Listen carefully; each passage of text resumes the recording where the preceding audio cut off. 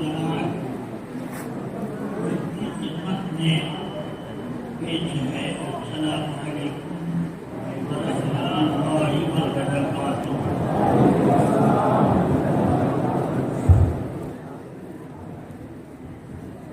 الحمد للہ رب العالمین والصلاة والسلام على سيد الأنبياء والمرسلين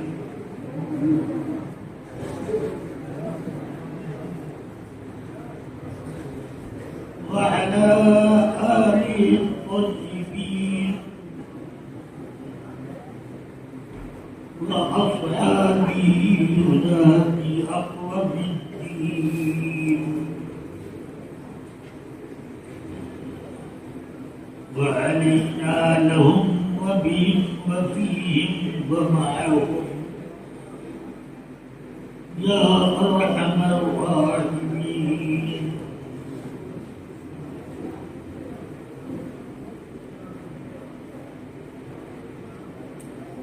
أما بعد أعوذ بالله من الشيطان الرجيم، بسم الله الرحمن الرحيم، قل لا تمنوا علي إسلامكم بل الله يمن عليكم أن هداكم للإيمان، صدق الله العلي العظيم۔ ایک بار عقیدت و محبت کے ساتھ نذرانے درود و سلام بارگاہ سید الانام میں پیش کر لیں۔ صلی علی سیدنا مولانا محمد صلی اللہ علیہ صلاۃ والسلام علیہ یا حبیبی یا رسول اللہ۔ رفیقان گرامی، عزیزان ملت، میری عمر کا وہ حصہ چل رہا ہے جس کو قرآن مجید میں منکم من یرد الی ارذل الامور لکی لا یعلم من بعد علم شیئا، تم میں سے کچھ لوگ عمر کے اس حصے میں پہنچ جاتے کہ جاننے کے بعد وہ انجانے ہو جاتے ہیں۔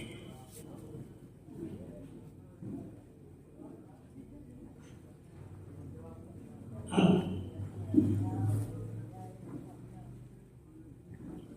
میں 92 سال کی عمر پوری کر رہا ہوں۔ اس عمر کے افراد بہت کم ہوتے ہیں۔ اب میں نے اپنی عمر میں نیکیاں کم کی ہیں، برائیاں زیادہ۔ اللہ سے آپ سب دعا کریں کہ جو حصہ برائیوں کا میرے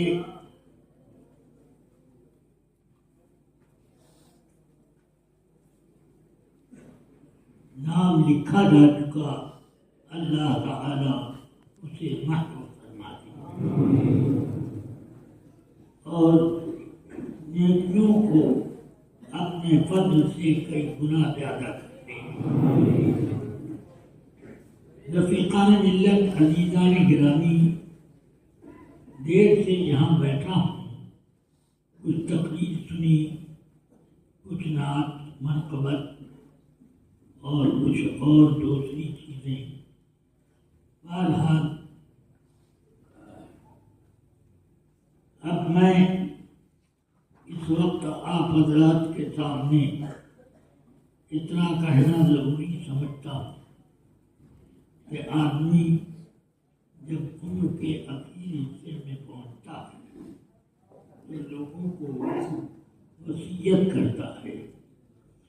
وصیت کبھی میرا فلاں مال فلاں کو دیا جائے اور فلاں صاحب کو فلاں چیز دی جائے وغیرہ، مگر میرے نزدیک سب سے بہتر وصیت وہ ہے جو رسول اکرم صلی اللہ علیہ وسلم نے دین متین پر مستحکم رہنے کے لیے وصیت فرمائی، اور غیروں سے یہ تعلق رکھنے کا حکم فرمایا۔ بہرحال آپ تمام حضرات اب عمر کے کس حصے میں ہیں اس سے مجھ کو مطلب نہیں، اس سے مطلب ہے کہ اس محفل کے بعد کسی اور محفل میں بیٹھ پائیں گے کہ نہیں، اس کو یقین سے کوئی نہیں بتا سکتا۔ اس لیے اپنا ہر وقت آدمی کو اپنا آخری وقت سمجھنا چاہیے، اور جو ہر وقت کو آخری وقت سمجھے گا تو وہ برائیوں سے بچے گا اور نیکیوں کی طرف لپکے گا۔ اللہ تبارک و تعالی سے میں دعا کرتا ہوں کہ اللہ ہمارا دین اور ہمارا ایمان اہل سنت و جماعت کے مطابق رکھے، جس کو اس زمانے میں ہم لوگ مسلک اعلیٰ حضرت کہتے ہیں، اسی پر ہم سب کو استقامت عطا فرمائے۔ ایک وقت یہ ایسا بھی آ گیا کہ گزرے ہوئے لوگوں کو لوگ ناپنے لگے کہ وہ کون بڑے تھے، کون اس میں کس مرتبے کے تھے۔ یہ بہت غلط بات ہے۔ جب پوری امت کے اکابر علماء نے اور وہ علماء جن کے علم پر بڑے بڑے ائمہ نے اعتماد کیا، اور علماء نے جس چیز کو پسند کیا اس چیز پر آپ قائم رہے، تب آپ نے اپنی زندگی کو محفوظ بنایا اور اس کو قیمتی بنایا۔ اپنی زندگی کے نیک کام کو آپ بھلاتے جائیے اور برے کاموں کو یاد کریے، اور یہ ٹوٹل لگائیے کہ نیکی کا پلہ زیادہ ہے کہ برائی کا۔ تب آپ کو سمجھ میں آئے گا کہ ہم نے آخرت کے لیے کیا کیا اور آخرت کے لیے کیا کرنا چاہیے تھا وہ نہیں کیا۔ اور یہ یاد رکھیے کہ آخرت کی سب سے پہلی منزل کیا ہے؟ آقا کائنات صلی اللہ علیہ وسلم فرماتے ہیں القبر اول منزل الآخرہ، قبر آخرت کی پہلی منزل ہے۔ جو اس میں نجات پا گیا وہ آگے نجات پاتا جائے گا، اور جو اس میں پھنس گیا آگے اور زیادہ پھنسے گا۔ اس لیے آپ قبر میں آپ سے جان ایمان سیدنا محمد الرسول اللہ صلی اللہ علیہ وسلم کا سوال ہوگا۔ بخاری شریف کی حدیثوں میں صرف اسی ایک سوال کا ذکر، کیا سوال کہ ما تقول فی ھذا الرجل، اس شخصیت کے بارے میں تم کیا کہتے ہو؟ ایک ہی سوال ہے، دوسرا ہے اس شخصیت کے بارے میں تم کیا کہتے ہو؟ تو وہ کہتے ہیں عمل مومن امین ہوتے ہیں، مومن اور صاحب یقین و بصیرت وہ یہ کہے گا ہوا محمد رسول اللہ جاءنا بالبينات والهدى فآمنا به واتبعناه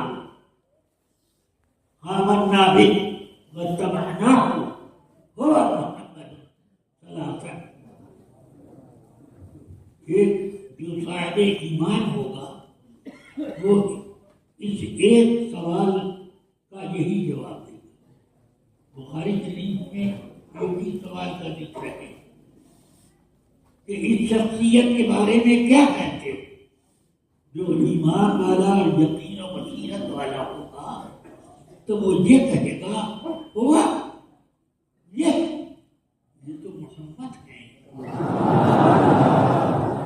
ہوا رسول اللہ، یہ اللہ کے رسول ہیں، جاءنا بالبينات والهدى، یہ ہم لوگوں کے پاس معجزات اور ہدایت کا خزانہ بھی کرائے، ہم ان پر ایمان لائے، ہم نے ان کی غلامی کی.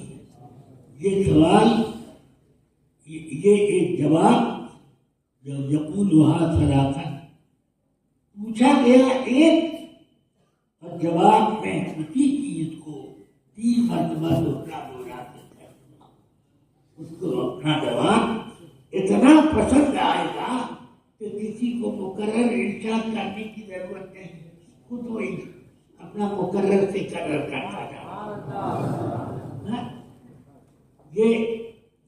یہ ہے تو اپنا ایمان اس کو بنائیں. قبر ہی میں ایمان کا سوال ہوگا، اور وہ سوال بعض حدیثوں میں حضرت برا ابن عازب رضی اللہ عنہ سے جو حدیثیں ہیں ان میں 3 سوال ہیں، مگر یہ ایک حضرت اسماء بنت ابی بکر رضی اللہ عنہا کی یہ حدیث جو ہے اس میں ایک سوال اور ایک جواب رسول پاک کے بارے میں. اسی لیے اعلیٰ حضرت نے کہا اللہ کی سرکار ہے یہ انسان ہی انسان، وہ انسان ہے یہ. قرآن تو ایمان بتاتا ہے انہیں، اور ایمان یہ کہتا ہے میری جان ہے. یہ قبر میں معلوم ہوگا کہ جانے ایمان آپ ہے. سمجھ میں آئے گا؟ اس لیے سرکار دو عالم صلی اللہ علیہ وسلم کو ہمیشہ جانے ایمان رکھتے. بہت سے لوگ ایسے بھی پیدا ہو گئے کہ معاذ اللہ رسول پاک کو اپنے جیسا بچن کرتے ہیں. ایسے لوگوں کے پاس پہنچو تو کان میں روئی، ہاں ان کی کوئی بات سننا نہیں چاہیے. جو آدمی ایک جھوٹ بول سکتا ہے وہ 101 بھی بول سکتا ہے. سمجھ میں آئی بات؟ اس لیے پرہیز کرو ایسے لوگوں سے، اچھے لوگوں کی صحبت لو. اہل سنت و جماعت کے با عمل علماء جو ہیں، علماء عمل، ان کی کے قریب رہو. تمہارا ایمان بھی محفوظ رہے گا اور تمہارے اعمال بھی، ایمان بھی محفوظ، اعمال بھی محفوظ. یہ اور اللہ تعالی ایمان ہی پر زندگی کا خاتمہ کرے. دعا کرتا ہوں اللہ تعالیٰ مجھے اور آپ تمام سنیوں کو صحت ایمان کے ساتھ دنیا سے رفیقان ملت جو بزرگان دین گزرے ان کے ناپنے کا ہم لوگوں کے پاس کوئی پیمانہ نہیں تھا. اس زمانے کے لوگ زیادہ ہوشیار ہو گئے. لوگوں نے پیمانہ نکالا کہ یہ کتنے بڑے وہ کتنے بڑے, امیر معاویہ کتنے بڑے, حضرت علی کتنے بڑے, یہ سب اس طرح کے پیمانے نکالتے ہیں. سبحان اللہ. حضرت علی اور حضرت امیر معاویہ میں جنگ ضرور ہوئی, مگر ہم میں سے کوئی یہ نہیں کہے کہ یہ حق پر وہ باتیں کرتے. سمجھ میں آیا؟ بلکہ بہتر یہی ہے کہ وہ ایسا ہی اختلاف ہے جیسے ماں باپ میں اختلاف ہو جائے تو بیٹا نہ ماں باپ کا ساتھ دے نہ باپ کا. کسی کا کہ حق میں کوئی بات کہے گا تو دوسرے کے حق میں ناراضگی کا طور کرے گا.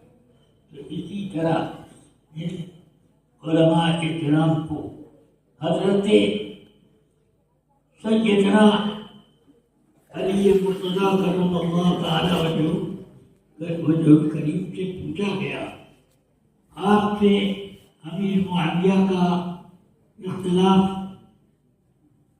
کیا کس طرح کا تھا؟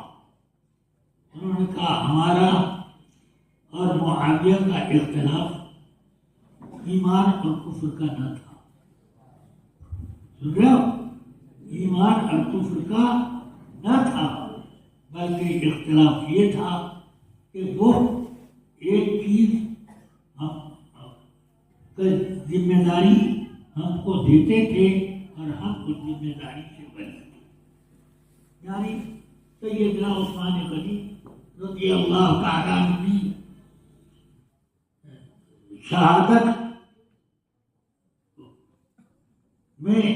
شہادت کے معاملے میں انہوں نے کسی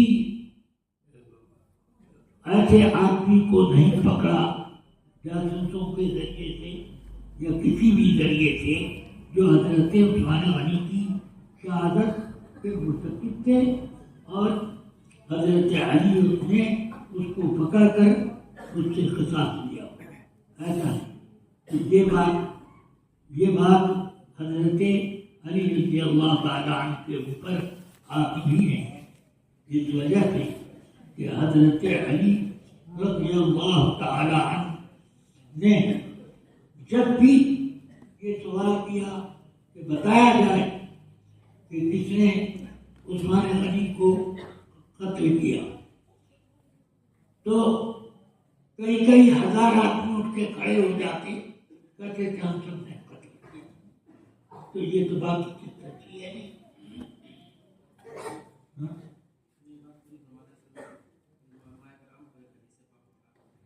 اچھا بس, تو یہ سب بات ختم.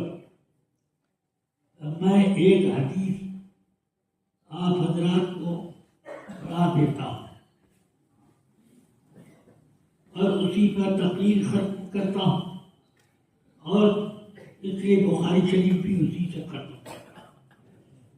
آپ بخاری شریف کی آخری حدیث علماء کرام پڑھ سکتے ہیں, جیسے میں پڑھوں اس کو اسی طرح سے ادا کر دیں, اور عوام اگر اس کی نقل اتار سکتے ہیں تو کریں, ورنہ بس یہ کہہ کے صدق رسول اللہ صلی اللہ علیہ وسلم. پڑھیے بسم اللہ الرحمن الرحیم. بسم اللہ الرحمن الرحیم. حدثنا احمد بن اشکاب حدثنا نصر الله تعالى قال حدثنا محمد بن فضيل محمد بن فضيل عن عمارة بن القعقاع عن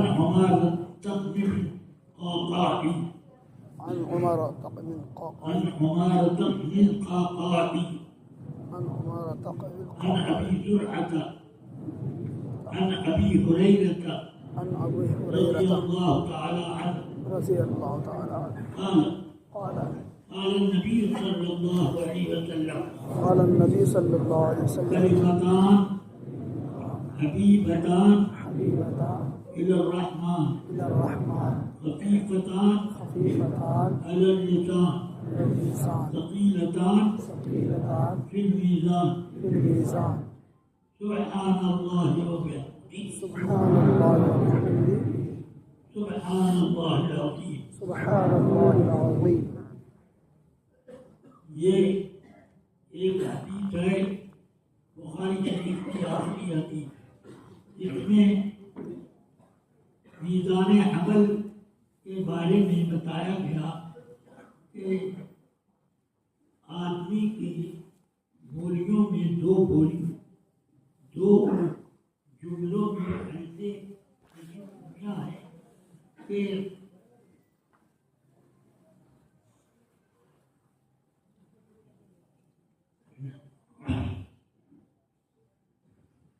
میزان حمل جس کے بارے میں ابھی ہمیں آیا، میزان حمل کا ایک ایک پلہ یہ ترازو ہے، یہ لوگوں کی نیکی اور بدی توڑنے کی، اس کا ایک ایک پلہ اتنا بڑا ہے کہ ساتوں آسمان اگر اس میں ایک پلے میں رکھ دیں تو ایسا معلوم ہوگا جیسے میدان میں ہم اتنا بڑا میزان حمل کا پلہ ہے. اس میزان حمل میں کون سی نیکی ایسی ہے کہ بھر جائے؟ داؤد علیہ السلام نے فرمایا، نہیں، داؤد علیہ السلام نے رب قدیر سے عرض کی، رب ارنی المیزان، اے اللہ میزان حمل کی زیارت کرا دے. اللہ نے حجابات ہٹا دیے، دیکھا انہوں نے تو آسمان وغیرہ سب حقیر سے نظر آئے اور میزان حمل کا ایک ایک پلہ اتنا بڑا کہ دار و خطا رونے لگے. عرض کرتے ہیں، یا رب من یملؤ، یہ اللہ اتنا بڑا میزان حمل کا پلہ کون اس کو بھرے گا؟ تو اللہ نے فرمایا، یا داؤد تملؤہ رحمتی، اے داؤد میری رحمت اس کو بھرے گی. اب اللہ کی نعمت پر ایمان لاؤ، سر کے اوپر بھرا میزان حمل. ہاں، تو حضور نے فرمایا کہ میزان حمل میں بڑے بوجھل دو جملے ہیں، سبحان اللہ و بحمدہ سبحان اللہ العظیم. کیا میں جیسے پڑھتا ہوں ویسے پڑھو، سبحان اللہ و بحمدہ سبحان اللہ وبحمدہ سبحان اللہ العظیم. سبحان اللہ العظیم. یہ دو جملے ایسے ہیں کہ میزان عمل کے دونوں پلے بالکل لبالب ہو جائیں گے. اور جتنا وزن اس میزان عمل میں رکھا جائے سب سے زیادہ وزن انہی دو جملوں کا. ہمارے پاس تو نیکیاں ہیں نہیں، کم سے کم ایک ایسا جملہ بول تو دو جس سے ہمارا آسانی سے اللہ تعالی ہماری بخشش کے لیے میزان عمل میں کچھ وزن بڑھانے والا عمل کی سکتے. تو یہ پڑھو، بسم اللہ الرحمن الرحیم. بسم اللہ الرحمن الرحیم. عن ابی ہریرہ عن ابی ہریرہ رضی اللہ تعالی عنہ رضی اللہ تعالی عنہ قال قال قال النبي صلى الله عليه وسلم قال النبي صلى الله عليه وسلم كلمتان حبيبتان إلى الرحمن خفيفتان على اللسان ثقيلتان في الميزان سبحان الله وبحمده سبحان الله العظيم.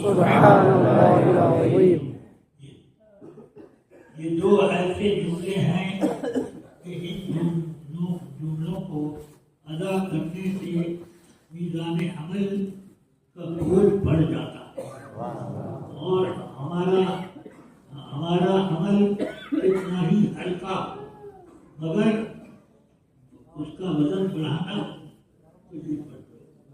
سبحان اللہ وبحمدہ سبحان اللہ العظیم.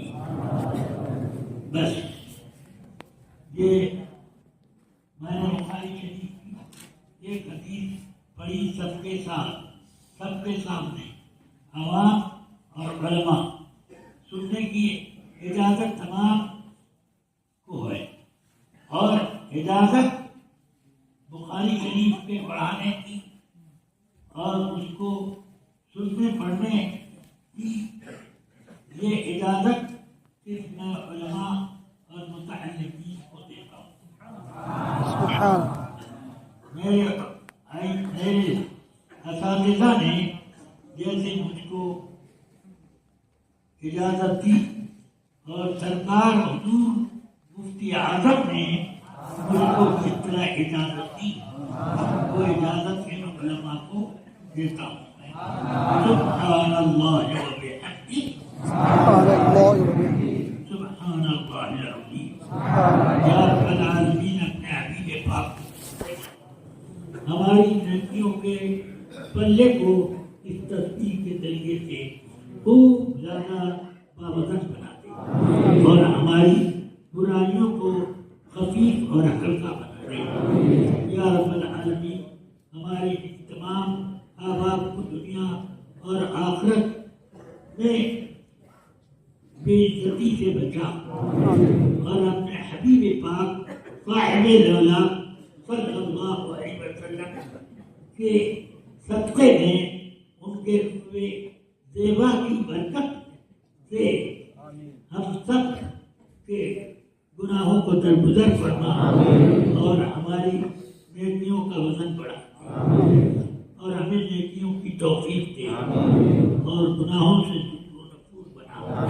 ربنا آتنا من لدنک رحمة وهيئ لنا من أمرنا رشدا.